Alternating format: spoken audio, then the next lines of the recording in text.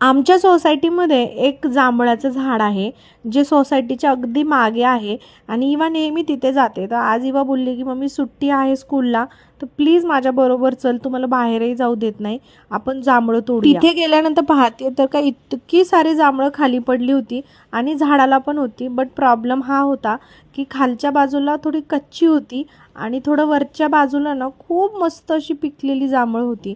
But problem हा होता की आता वर जाणार कसं. इवाला पण चढता येत नव्हतं, त्याच्यामुळे कच्चे का होईना इवासाठी तोडले आणि इवाची हॅपीनेस तुम्ही बघू शकता. सगळ्यांची मम्मी तिथे जाऊन तोडतात आणि इवासाठी मी कधी गेले नव्हते, त्याच्यामुळे ती खूप वेळा मला म्हणायची की मम्मी चल.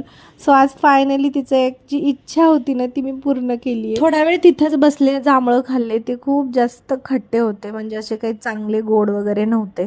बट तरी सुद्धा घेऊन आलो. आल्यानंतर सोसायटीमध्ये थोडासा टाइमपास केला आणि सायंकाळ जी होती मस्त अशी स्पेंड केली. शक्यतो मी घराच्या बाहेरच निघत नाही. इवा भरपूर बोलते की मम्मी खाली चल सोसायटीमध्ये, मी खेळते तू बस. बट काय होतं की एवढा जर टाईम तिथे गेला ना तर बाकीची कामं करण्यासाठी खूप लेट होतं.